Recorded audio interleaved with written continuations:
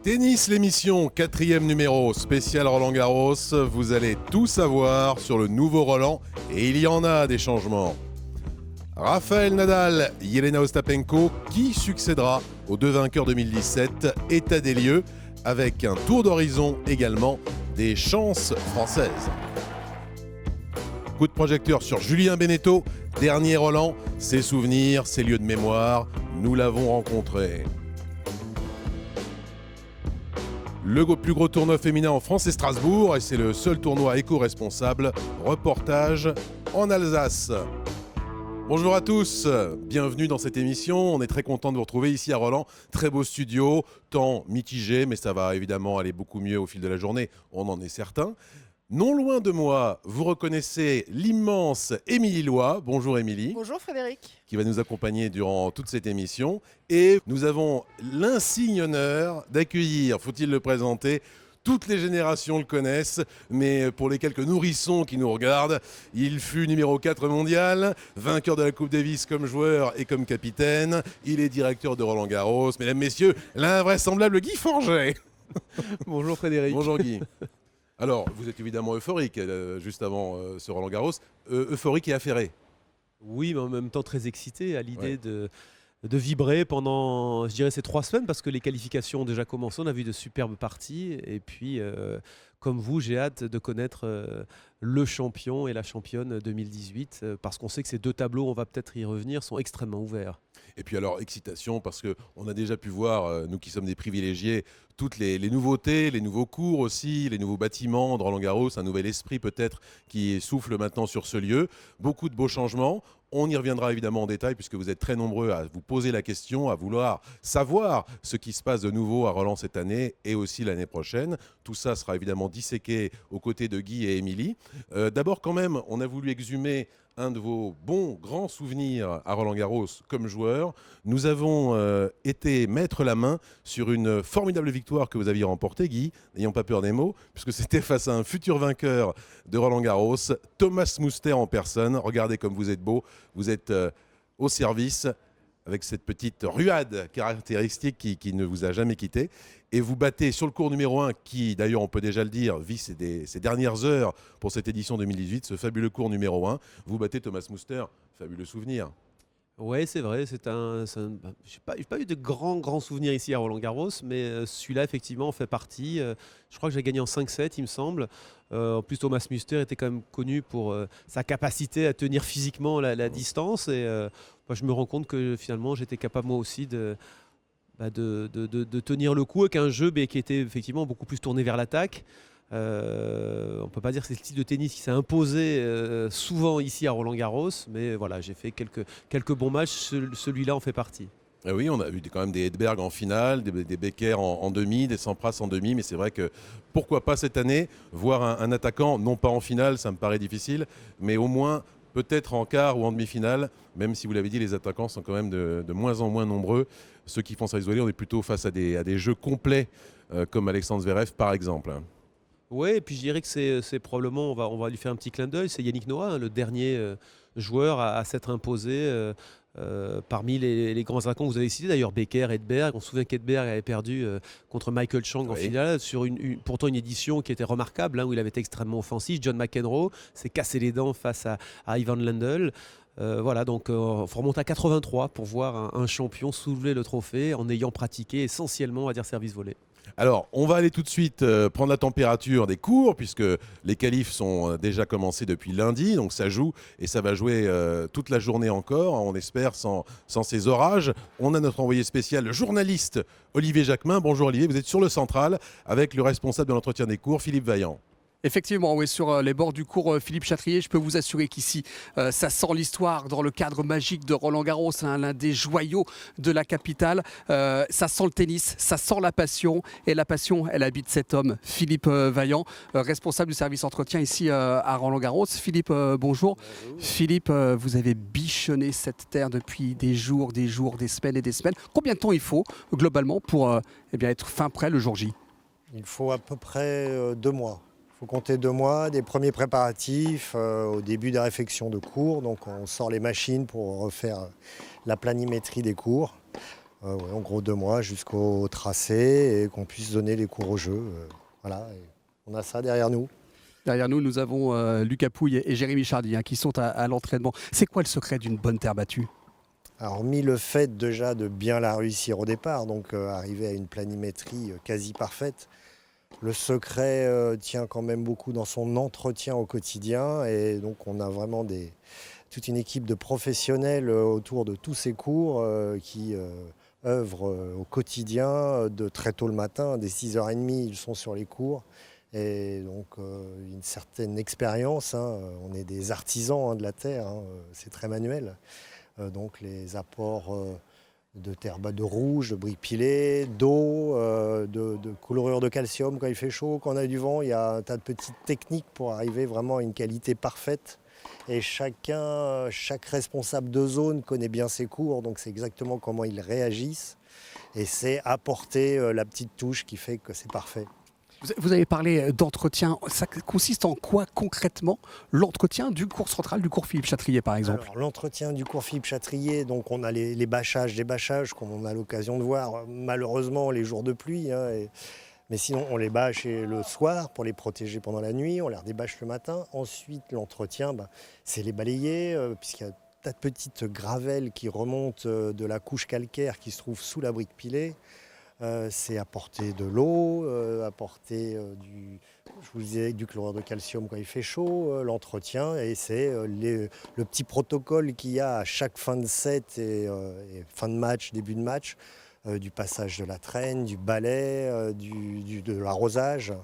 Voilà, l'entretien, c'est tout ça, plus gérer tout ce qui se passe en périphérie du cours, les petits panneaux de publicité, apporter du confort aux joueurs. C'est ça aussi l'entretien d'un cours. Merci Philippe, je vous souhaite une bonne quinzaine. Voilà Frédéric, sachez quand même qu'au total, y compris les qualifications, ce sont 829 matchs qui vont se dérouler ici sur tous les cours dédiés à la compétition, ce qui veut dire qu'il va falloir préparer 829 terrains et pour cela, 176 personnes vont se relayer sur les 32 cours de Roland-Garros, du Stade Jean-Bouin et du Bois de Boulogne. Un vrai travail de fourmi. Merci beaucoup, Olivier. Alors, on va parler justement maintenant avec vous, Guy, avec vous, Émilie, de ce nouveau Roland-Garros. On a vraiment hâte de découvrir tous ces changements. On a pu tourner pas mal d'images d'ailleurs sur ce nouveau Roland. Il y aura des nouveaux cours déjà en activité prévus qui ont déjà d'ailleurs fonctionné puisque on a vu pas mal de matchs de qualif s'y dérouler. On va en parler tout de suite de ces nouveaux cours. Il y a aussi de nouveaux bâtiments. Il y a énormément de choses qui vont changer pour le spectateur et même le téléspectateur. Oui, absolument, Frédéric. Alors bon, effectivement, dans le désordre, parce que quand on croise des gens dans les allées, mais alors qu'est-ce qui a vraiment changé cette année? Alors bien sûr, il y a l'ancien CNE qui est maintenant le village des partenaires, qui ont la vue directe sur les cours 7 et 9, qui sont maintenant avec des tribunes permanentes. Il y a le cours 18 au fond du stade qui devient notre 4e plus grand cours. Il y a le bâtiment des Meulières ici, qui ne servira cette année uniquement pour des opérations de relations publiques, mais qui seront ouverts au grand public l'année prochaine avec le cours Simone Mathieu. Donc ce stade c'est véritablement agrandi d'est en ouest et on l'espère qu'il va quand même faciliter les flux d'une population qui était souvent peut-être un petit peu à l'étroit jusqu'à présent. Donc effectivement beaucoup de choses nouvelles cette année sur cette édition 2018. Le cours Simone Mathieu également, ça va être un cours très particulier pour l'année prochaine. Un cours d'abord avec une grosse capacité et en plus visuellement et esthétiquement assez fort. Oui, puisque intégré complètement dans le jardin des serres, avec ces serres qu'on voit au nord de Jean-Camille Formigé, qui sont classés aussi monuments historiques. Donc voilà, on a enserré complètement ce cours justement avec ces baies vitrées. Ce sera magnifique avec de la végétation tout autour. Et là, regardez, voilà ce qui va se passer le lendemain de la finale. Ici à Roland-Garros, donc le cours Philippe Chatrier, le central, sera complètement démoli, vous le voyez, sous cette tribune de presse que vous connaissez bien, Frédéric, et qui va accueillir entre autres le nouveau salon des joueurs et des espaces, bien sûr le centre de presse qui sera au sous-sol. Mais donc ce central sera complètement refait, ce sera un tour de force parce qu'il sera refait en l'espace de 9 mois. Sacré tour de force en effet. Émilie, qu'est-ce que vous avez vous comme point de vue et comme information sur ce nouveau Roland présent et à venir? Déjà, je me suis baladée hier lors des qualifications. Je trouve qu'au niveau du confort, c'est incroyable. Toutes ces modifications, parfois, quand on voit des modifications, on se dit est-ce que ça va bien se marier avec le paysage? Là, je trouve que ça a été super bien réfléchi. Et c'est vrai que là, on a la vue là, sur le central. Si on fait une comparaison même avec les autres cours, on se dit que le central a besoin quand même d'un petit peu de rafraîchissement. Donc même pour tout ce qui est voilà, les riverains, l'accueil du public, tous les espaces. Franchement, en termes de qualité d'accueil, ça va être monstrueux. Et puis aussi pour l'anecdote, rappelons les cours, le cours Suzanne Langlaine par exemple, les chaises, les sièges ont été changés. Ce sont des sièges en bois maintenant qui sont plus confortables encore qu'avant. Donc jusqu'où va se nicher le souci du détail, hein, c'est formidable. On y est très sensible, Frédéric. C'est du bois qui vient du Jura, donc qui a été débité en fines lamelles. Ce sont des sièges qui sont extrêmement confortables et qui apportent, je trouve, une certaine touche d'élégance à ce tournoi. On essaye de se démarquer un peu des autres tours du Grand Chelem. On est sur un site historique comme Wimbledon, mais on essaie de garder cette identité. On essaie d'être fidèle à nos racines. Et je crois que ce cours Suzanne Langlaine, justement, reflète un petit peu cette image. L'élégance, le chic. Ça compte énormément dans l'ADN de Roland-Garros et de ce tournoi. On va regarder justement où se trouve maintenant Olivier Jacquemin. Je pense qu'il est sur le cours 18. Ce cours 18 qui est un nouveau cours qui va être le 4e cours de Roland-Garros en termes de capacité, juste derrière le cours numéro 1. Vraiment au fond des princes, comme on dit. Et ça aussi, c'est un souci de pouvoir s'étendre et d'avoir un Roland-Garros où on est un petit peu moins à l'étroit, avec notamment un cours qui va être un pôle d'attraction où les gens vont pouvoir aller, avec donc plus de 2000 places, et c'est quand même très important, ce qui va permettre de diversifier les points d'intérêt. Oui, c'est vrai, on l'a dit, on s'est vraiment étendu d'est en ouest. Alors, pourquoi est-ce qu'on fait cela? Aussi, tout simplement parce que nos amis anglais, américains et australiens, pour ceux qui ont le privilège d'aller à Melbourne, à New York et bien sûr à Wimbledon, à Londres, ont une capacité d'accueil justement qui est bien supérieure à la nôtre. Pour accueillir toutes les populations, Émilie en a parlé, bien sûr que ce soit nos fans, soit nos partenaires, soit les médias, ils sont nombreux, ils sont plus de 1200 à Roland-Garros cette année. Tous les joueurs, Olivier a parlé du nombre de matchs tout à l'heure, mais les joueurs, c'est les entraîneurs, c'est les préparateurs physiques, c'est les kinés, c'est les femmes, parfois les enfants aussi. Et ce monde, il faut l'accueillir de manière la plus confortable possible. C'est pour ces raisons-là, justement, qu'on a besoin de s'agrandir et de se moderniser, bien sûr. Eh bien, on retrouve justement Olivier Jacquemin sur ce cours 18. Eh bien écoutez Frédéric, je me trouve actuellement à l'autre bout de Roland-Garros, car comme vous venez de le dire, Roland-Garros dévoile cette année les nouveaux contours de son visage, avec notamment 3 nouveaux cours, dont un sur lequel je me trouve actuellement, puisque je suis à l'extrémité ouest du stade au fond des Princes, et le public va pouvoir découvrir ce cours numéro 18, qui à terme deviendra le cours numéro 14. Vous le voyez, c'est un cours qui est semi-enterré, d'une capacité de 2200 places, pour devenir le 4e plus grand cours en termes de capacité d'accueil du public ici porte d'Auteuil, et il aura pour mission de remplacer le mythique cours numéro 2 qui a été détruit l'été dernier, et ce cours numéro 18 deviendra à coup sûr un nouveau pôle d'attraction du stade, de nature à faire vibrer joueurs et spectateurs évidemment, comme ce fut le cas par le passé sur le mythique cours numéro 2. Merci Olivier. Une précision, Émilie, à apporter?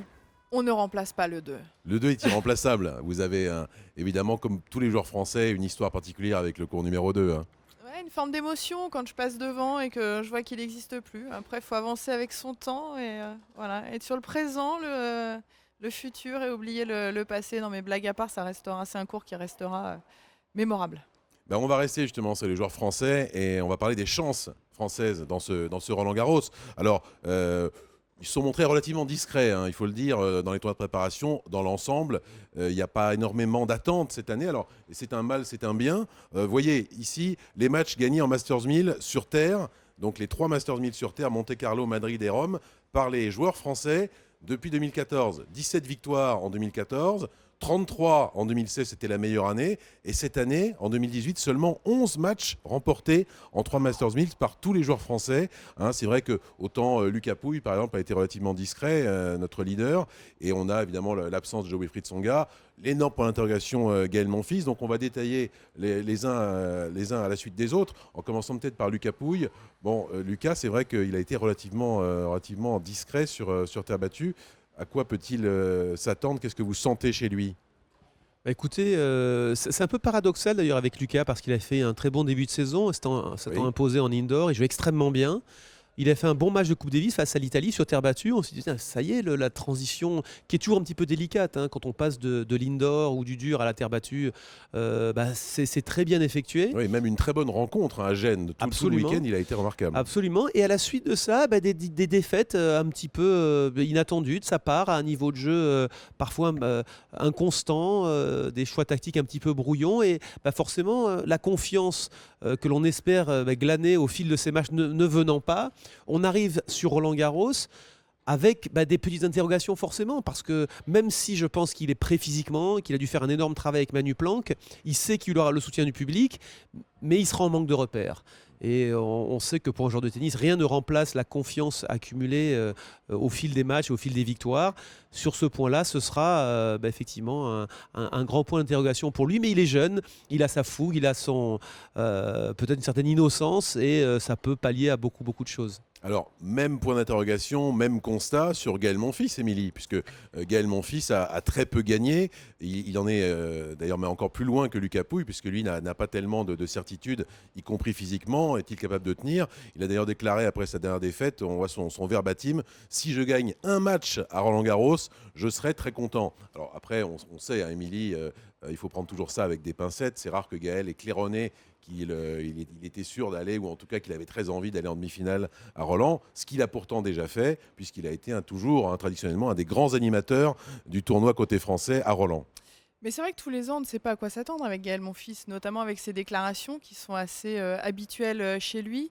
Autant les années précédentes, je me disais, bon, il n'a pas énormément gagné, mais il montre quand même de belles choses sur le terrain. C'est moins le cas. Là, Hein. ces derniers temps, c'est vrai que même en termes de combativité, c'était pas forcément le meilleur Gaël Monfils. Donc si on doit faire une petite comparaison avec Lucas Pouille, certes, comme l'a dit Guy, arrive avec très très peu de confiance. Je pense que pour Lucas, le tirage au sort va être déterminant. Je pense qu'on a pu le voir aussi par rapport à ces tournois précédents. Dès qu'il gagne un match ou deux, on a l'impression que du coup, il est complètement lancé dans l'aventure. Donc là, j'espère qu'il aura un tirage un petit peu clément avec un joueur plutôt, on va dire, compatible avec lui au premier tour. Et Gaël est assez inquiétant, mais bon, il peut nous faire du Gaël Monfils. Vous l'avez dit, il avait fait demi déjà. Voilà, on ne sait jamais. Il a fait des quarts, Mais bon, il a fait des demi, quand même, oui. pour être assez objectif, il n'arrive quand même pas dans des Non. conditions idéales. Il vient de perdre à Lyon au premier tour cette semaine face à Marterer, donc c'est pas non plus le signe d'un joueur en surconfiance. Richard Gasquet, il a passé le cap il n'y a pas longtemps des 500 victoires sur le circuit, c'est quand même assez fabuleux. C'est le premier Français à réussir ça. Après, il n'a pas non plus réussi de grandes choses, excepté battre Berdych quand même sur terre battue. Sinon, il a été relativement discret lui aussi. Oui, c'est vrai, il a eu on revient malheureusement dessus parce que c'est pas seulement le cas des Français, hein, que ce soit pour Joe, pour Gaël ou pour Richard, pas mal de pépins physiques depuis plusieurs mois. Ça donne des résultats, une confiance un petit peu en dents de scie. Maintenant, Richard va pouvoir, je l'espère, s'appuyer sur sa grande expérience. Parce qu'on a toujours la tendance à regarder Richard comme un jeune joueur qui arrive, qui est tout frais. Aujourd'hui, il a de la bouteille, il a du métier. Il a quand même beaucoup progressé, je trouve, dans la capacité à tenir des matchs dans la durée. Voilà, il n'a pas de victoire référente lors de ces dernières semaines, mais je pense que son passif ici à Roland-Garros et ses nombreux matchs joués peuvent, en fonction du tirage au sort, lui servir. Pourquoi pas glaner justement après 1, 2 ou 3 tours, probablement pour aller un petit peu plus loin dans ce tournoi. Mais là, par contre, il va falloir éviter les matchs à rallonge dès le début parce que ça, on peut le payer cher à l'arrivée. On le sait bien, c'est l'un des pièges, effectivement. On va aller voir, puisqu'on peut parler aussi des joueurs qui vont découvrir ou qui n'ont pas énormément d'attentes à Roland-Garros, qui vont surtout essayer de performer au premier tour. Les wildcards, par exemple, Grégoire Barrère, avec qui se trouve en ce moment Olivier Jacquemin. Effectivement, Frédéric, je me trouve avec Grégoire Barrère, un garçon à qui tout sourit actuellement.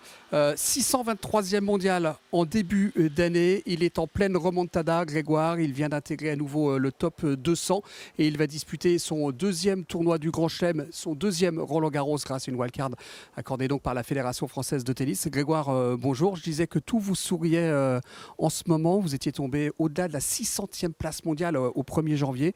Vous êtes en pleine remontada. Quel a été le déclic ? Bonjour, je crois que d'abord j'ai pris une pause pour bien réfléchir, me poser les bonnes questions. je voulais savoir vraiment ce que je voulais faire, où je voulais aller. Et puis j'avais besoin de nouveau, donc j'ai changé de structure. Je suis parti dans le privé. Bon, je suis resté à Paris, je suis à côté, et toujours avec l'aide de la fédération. Donc j'ai intégré l'académie de Thierry Assion à la All-in Academy. Et puis je me suis bien réentraîné. J'ai remis quelques mois à regagner pas mal de matchs, à retrouver un bon niveau de jeu. Et puis le début de saison, les victoires elles s'enchaînent. Donc pour l'instant, c'est que du bonus, quoi. Justement, les victoires, Frédéric, Guy, Émilie. 44 victoires pour Grégoire sur les 53 matchs qu'il a disputés depuis le début de la saison. 3 titres en futur en France.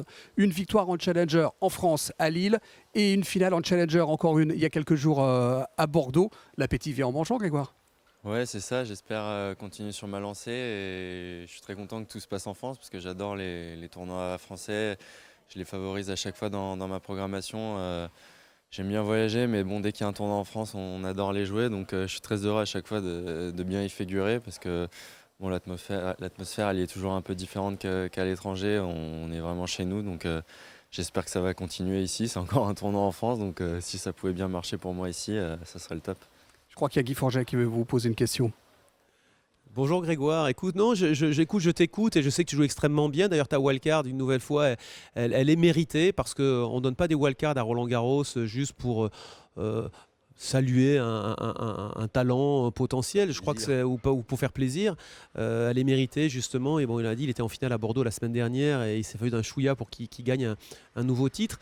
Tu as dit une phrase, je trouve, qui est je pense très important, tu as dit je me suis posé les bonnes questions. Tu peux nous en dire un petit peu plus parce que je crois que dans la vie d'un joueur, il y a toujours des moments clés comme ça où il y a un déclic qui s'opère parce que justement on décide de s'engager peut-être de manière plus forte dans son projet. Donc si tu peux nous en dire un petit peu plus, je crois qu'Émilie, ça doit l'intéresser aussi de savoir qu'est-ce qui s'est produit dans ta tête.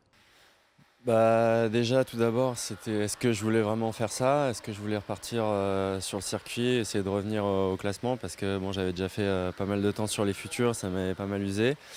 Et donc, c'était ça, si je voulais refaire les efforts pour bien me réentraîner et revoyager 35 à 40 semaines dans l'année. Et puis, une fois que ma réponse était positive, que je me suis posé, que j'ai pris le temps, je me suis redonné ma chance à fond et je me suis vraiment relancé dans mon projet. Pour l'instant, ça paye et maintenant, il faut que ça continue, il faut que je continue de bien travailler parce que j'ai encore beaucoup de choses à bosser. Donc je pense que pour l'instant, je suis sur la bonne voie et il ne faut pas que je m'égare. Bravo, on vous souhaite bonne chance Grégoire pour ce Roland-Garros 2018. J'ai posé la question à Grégoire tout à l'heure s'il préférait un gros client au premier tour ou un joueur plus abordable. Il m'a dit le gros client, j'ai déjà eu la dernière fois, c'était David Goffin, donc cette fois-ci je préfère un joueur abordable. On n'y échappe pas. C'est la beauté du tennis, du tirage au sort, c'est le hasard. Le hasard fait bien les choses et parfois il y a des matchs justement clés contre des joueurs même très très forts qui font prendre conscience à certaines et à certains la dureté du haut niveau et à quoi il faut se confronter pour espérer un jour arracher peut-être les premières places. Alors, on a parlé aussi des jeunes à l'instant avec Grégoire Barrère, entre autres. Il y en aura beaucoup d'autres que vous découvrirez pendant toute la quinzaine. On va aussi s'intéresser à un ancien. Coup de chapeau à Julien Beneteau qui va disputer son dernier Roland-Garros. Il l'a annoncé. Donc, on a pu rencontrer Julien ici même et revenir avec lui sur ses grands souvenirs, ses lieux de mémoire aussi. Il y a beaucoup de lieux, de cours qu'il a dans son cœur. Julien, rencontre avec Julien Beneteau.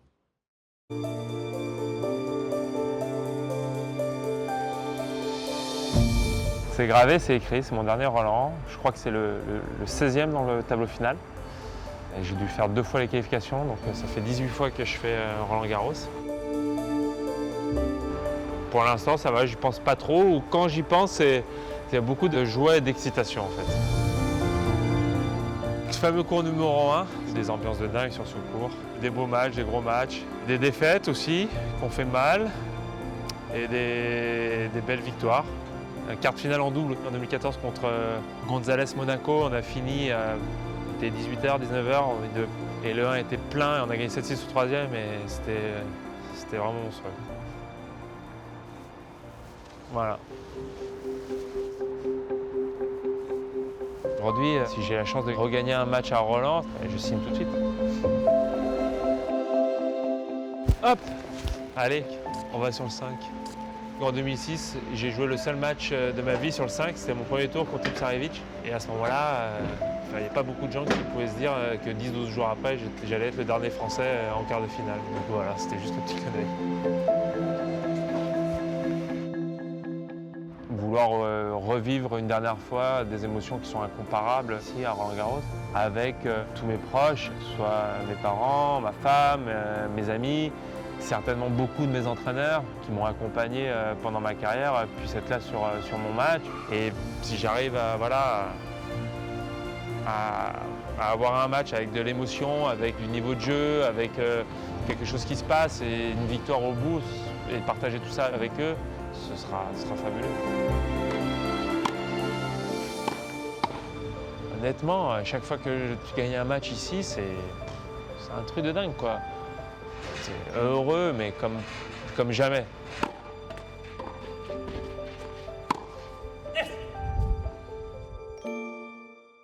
Un joli paquet cadeau de souvenirs que nous offre là Julien Beneteau et on espère qu'il va s'en faire d'autres pour son dernier Roland dans quelques jours. On va passer maintenant aux favoris du tournoi, côté masculin. Bon, il y a évidemment un favori, je crois qu'on est tous d'accord, comme chaque année quasiment, sauf les années où il est trahi par son corps, c'est bien sûr Rafael Nadal. Comment peut-il en être autrement? A fortiori, il a quasiment, mais le quasiment est important, quasiment tout gagné sur Terre encore cette année.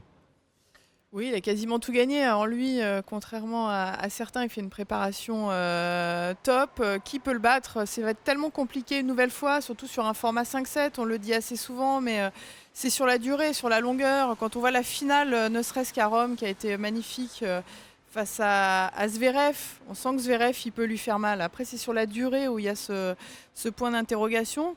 Donc Zverev, Thiem vont vraiment être des adversaires coriaces. Après, je crois que s'il arrive vraiment très en forme, son premier danger, ce sera lui. Mais j'ai du mal à imaginer une nouvelle fois qu'il puisse pas remporter un nouveau titre. Oui, parce que vous l'avez dit, on voit des images de Zverev, ça a été une très belle finale. Il avait tout le temps perdu face à Nadal, toujours sans gagner le moindre set. Là, il revient à un set partout en finale de Rome, en plus en ayant pris un 6-1 dans le premier set, quand même assez claquant. Il mène 3-1 avant l'interruption pluie, mais à l'arrivée, il perd quand même une nouvelle fois. Et encore, c'est en 2-7 gagnants. Mais ce que disait Émilie, le format 2-7 gagnants n'a évidemment rien à voir avec le fait d'affronter Nadal, même pas au troisième tour. Ce sera plutôt en quart ou en demi-finale, voire en finale. Est-ce que là, Zverev, on sait qu'il a le tennis, mais est-ce qu'il sera physiquement et mentalement capable éventuellement de gagner? On ne parle pas d'inquiéter, mais de gagner contre un Nadal en demi ou en finale. Moi, j'ai des doutes. Oui, Frédéric, je crois que c'est toute l'inconnu du problème aujourd'hui. Quand on voit les joueurs qui ont accroché, voire battu Rafael Nadal cette saison, ils sont très peu nombreux. C'est des joueurs qui ont pris énormément de risques, qui ont joué un peu à pile ou face. On se souvient du match de Thiem à Madrid, un peu en altitude. Ils jouent un nombre de coups gagnants absolument invraisemblable. Lorsque Zverev, justement, met Nadal en danger, il sert à 215 km/h, il prend tous les risques. Est-ce qu'il est capable, à son âge aujourd'hui, de produire ce genre de match à Roland-Garros en 5-7? À mon avis, ce sera difficile. Voilà où se trouve le point d'interrogation de ces confrontations entre Nadal et ses adversaires. Et aujourd'hui, ce statut de favori, il n'est pas juste sur les tablettes parce qu'il a gagné 10 fois Roland-Garros. Il est là parce qu'il a gagné pour la 11e fois Monte-Carlo et qu'il a encore gagné à Rome. Et de toute évidence, les chiffres parlent d'eux-mêmes. C'est le grandissime favori ici. Et en plus, pour ne rien gâcher, il est numéro 1 mondial. C'est vous dire à quel point il est bien. Tout dépendra une fois de plus de son physique. C'est-à-dire s'il n'a pas la blessure terrible qui le cisaille au troisième tour, en 8e ou à n'importe quand. C'est vrai qu'il est énormément favori, quels que soient les états de service de Djokovic, de Thiem, de Zverev.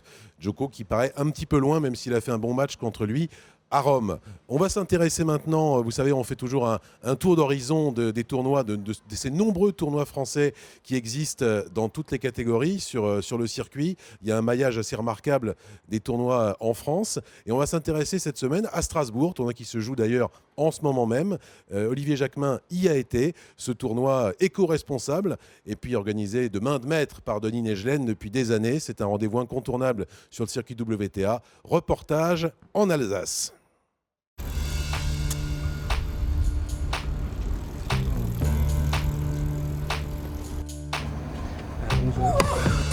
It's really nice. I mean, I think it's the same courts as in Paris, which makes it even better training matches for us, and it's a very nice little event.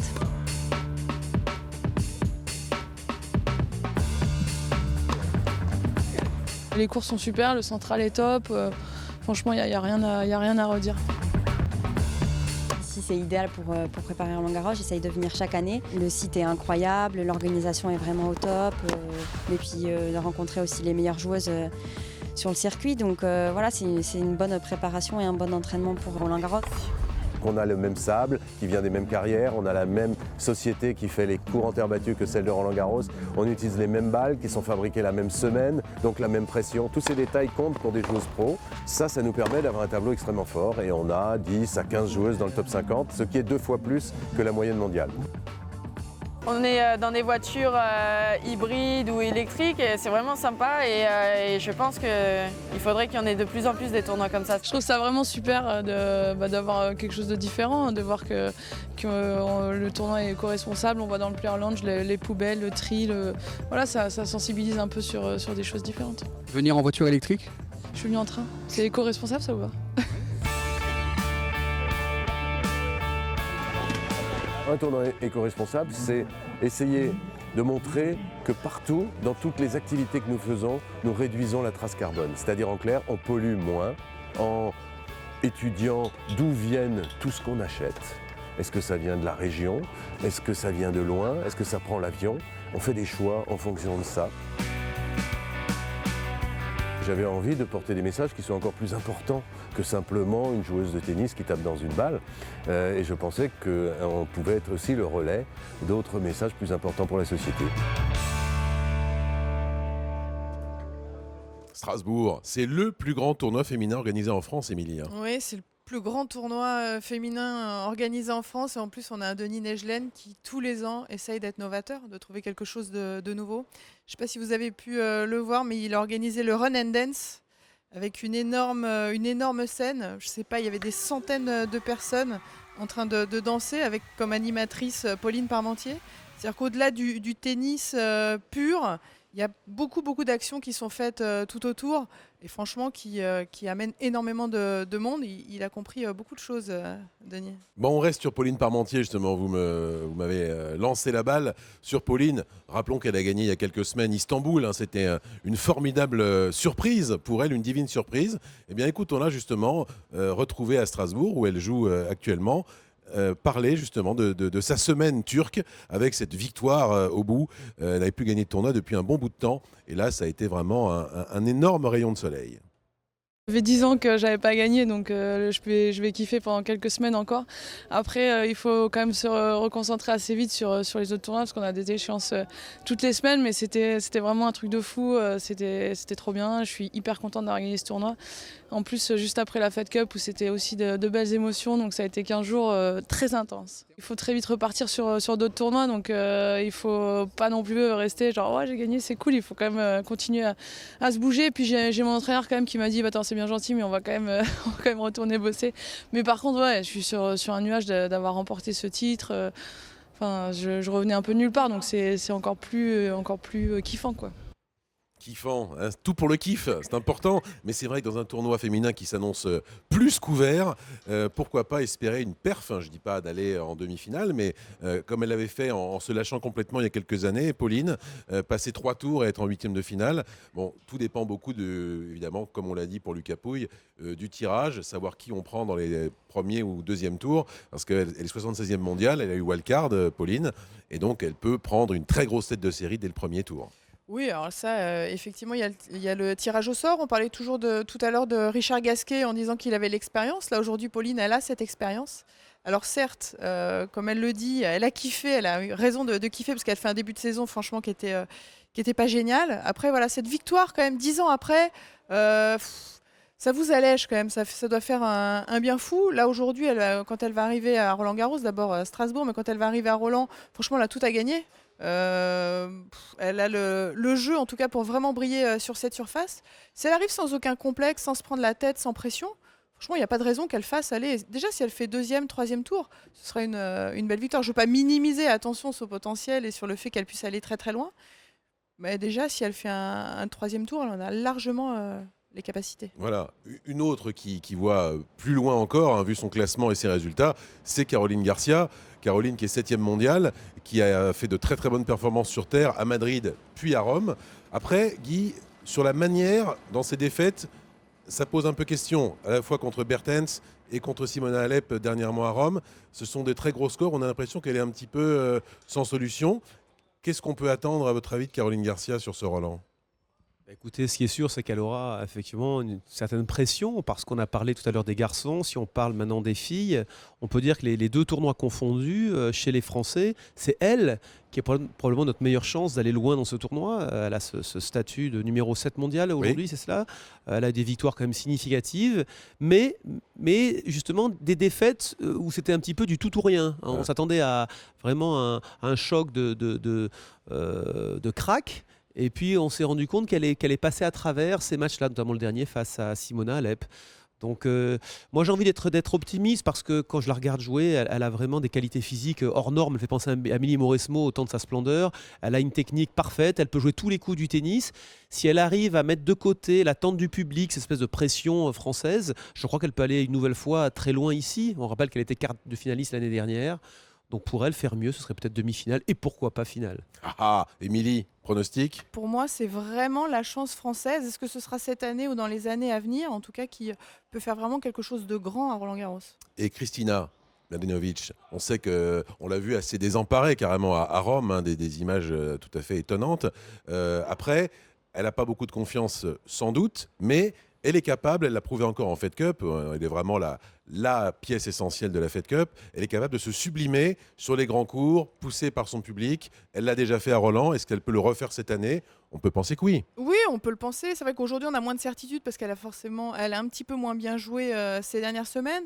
Je ne connais pas les raisons de ses pleurs à Rome, mais si elle a pleuré, je pense qu'en plus, juste avant un tournoi du Grand Chelem comme celui de Roland-Garros, s'il y a un petit pépin ou une petite alerte, c'est vrai que parfois ça peut prendre de grandes proportions. Donc tout ça reste à voir. A priori, sur ce qu'on a pu lire et voir tout à l'heure de très bien aller. Donc bien évidemment, suivre également Kristina Mladenovic. Alors, on avait été totalement soufflé par la gagnante de l'an dernier, hein, Jelena Ostapenko. C'était une énorme cote. Qui pour lui succéder ? Halep, la reine sans couronne. Enfin un titre du Grand Chelem pour Simona Halep, qui tourne autour depuis des années maintenant. Écoutez, oui, c'est possible. On se souvient à l'époque de Ivan Lendl, on disait c'est l'éternel second. Et puis cette finale mythique face à John McEnroe, il avait débloqué le compteur et c'était parti pour une longue série. Simona Halep est aujourd'hui peut-être la joueuse la plus sous-évaluée en termes de palmarès. Elle mériterait de gagner un Grand Chelem. Alors elle a souvent été placée ici à Roland-Garros. Peut-être cette année, c'est elle qui, au vu de ses derniers matchs, sera peut-être une des favorites. Mais il y a aussi Garbiñe Muguruza, dont moi j'aime le jeu, effectivement, assez complet. Qui a déjà gagné ici. Voilà, donc c'est un tournoi qui va être, je trouve, extrêmement ouvert, ce qui le rend finalement très, très attrayant. Émilie, une joueuse aussi très sous-cotée parce que peu connue du grand public, mais quelle joueuse, c'est Svitolina, qui a encore battu, là en plus avec la manière en finale de Rome, Halep. Svitolina, est-ce qu'elle peut soulever la coupe, Suzanne Lenglen ? Complètement. C'est vrai que sous-cotée parce que en termes de popularité, elle est assez méconnue, mais elle peut se faire connaître à Roland cette année, mais alors sans aucun problème. Il y a cette excitation, je trouve, sur le tournoi féminin. Alors on parle d'incertitude, ça fait maintenant pas mal d'années, mais aussi on a le retour de Maria Sharapova à un très très bon niveau. On a pu le voir la semaine dernière à Rome. Et puis on va aussi suivre le retour de Serena Williams. Ça aussi, ça va être intéressant. Si ce n'est pas un point d'interrogation majuscule. Oui, c'est ça qui est incroyable. Il y a eu cette grossesse, ce retour. Elle est là, elle s'entraîne depuis le début de la semaine. Je suis allée la voir taper. Voilà, c'est toujours aussi impressionnant. Donc il y a cette excitation justement sur ces retours, à la fois celui de Serena et je trouve aussi le retour de Sharapova à un très très bon niveau. On a tellement hâte d'y être. Hein. Vous aussi, j'imagine. On a tellement hâte d'y être à ce Roland-Garros.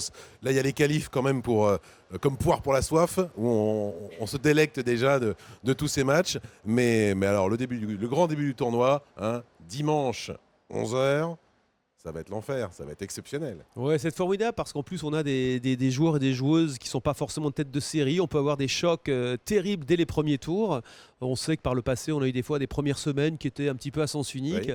Là, je crois que ça peut partir sur les chapeaux de roue. Donc on est effectivement tous ici extrêmement excités de voir ce tournoi et ce tableau principal débuter. Il fera d'ailleurs très chaud a priori dimanche, hein, plus de 30 degrés annoncés pour le premier jour de ce Roland-Garros 2018. Émilie, merci beaucoup. On va se retrouver très rapidement. Merci bien à entendu. vous. Merci infiniment. Guy, merci aussi. C'était un privilège, un signe de vous avoir. C'est un plaisir. partagez. Vous pouvez retrouver bien sûr cette émission sur les plateformes Facebook, YouTube, fft.fr et Twitter. On se donne rendez-vous pour la prochaine. Ce sera le vendredi 15 juin, 19h, avec bien sûr le grand bilan de Roland Garros.